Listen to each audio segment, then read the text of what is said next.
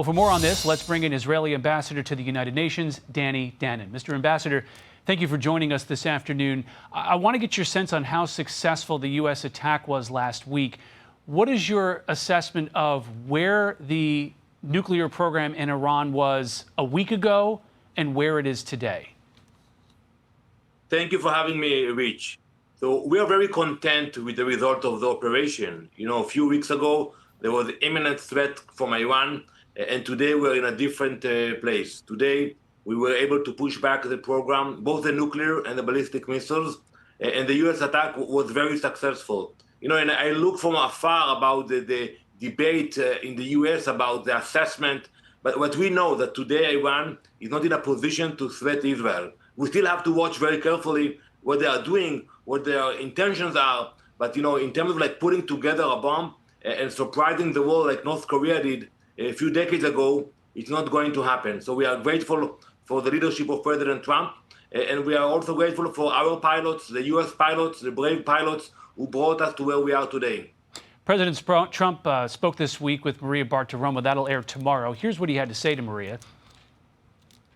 Do you think that the Iran regime hid some of the enriched uranium before the strikes? No. You mean, did they take it out of the deep one?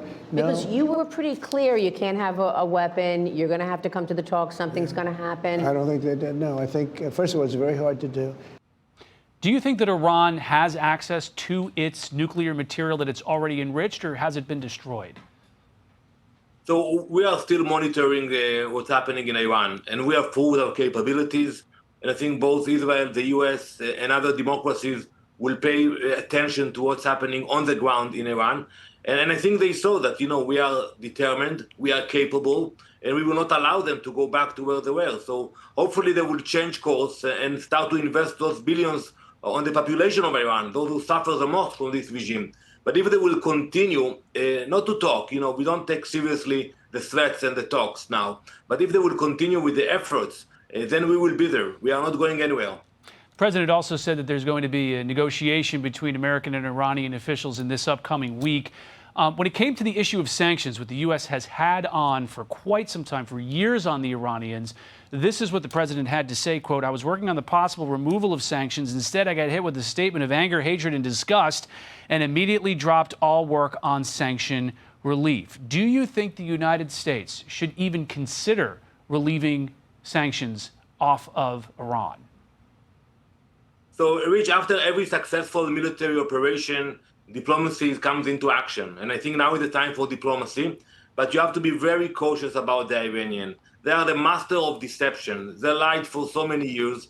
They know how to play it, how to delay it. And I think President Trump is aware of that.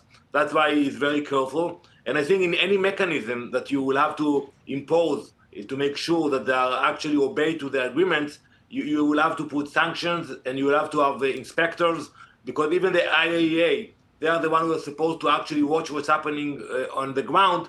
They say it very clearly, we are blind. We have no clue on what's happening there. So you have to be very, very cautious and skeptical when you deal with this regime.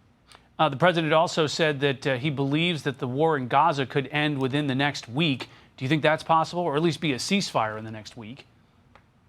Well, we hope so. We still have 50 hostages.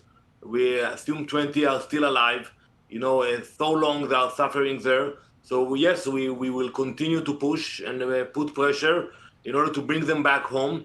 Hopefully it will happen soon. We hope that the Hamas realize that today their allies are not there. Hezbollah is not in the same position. Hamas is not in the same position. So hopefully they realize they have only one option: to release the hostages and lay their weapons. There was a report in Israeli media that after the attack on Israel from the United States, that the prime minister and the president agreed to end the war in Gaza within 2 weeks. Was there any truth to that? Well, I think both President Trump and Prime Minister Netanyahu wants to end the war, but we have to understand that we cannot finish the war with hostages in Gaza. That will not happen. We are not going to leave anyone behind. So the question is if Hamas understand the situation, if they are willing to release the hostages and understand that we will not allow Hamas to control Gaza. And I see the efforts of the Gaza Humanitarian Fund. They're doing an amazing job. And I'm shocked to see senior officials of the UN criticizing the humanitarian effort instead of actually supporting it and helping the cause. Danny Danon, Israeli ambassador to the United Nations. Mr. Ambassador, thanks for joining us. Thank you very much, Rich. Hey, it's Will Kane. Click here to subscribe to the Fox News channel on YouTube. It's the best way to get our latest interviews and highlights. And click to subscribe to the Will Kane podcast for full episodes right now.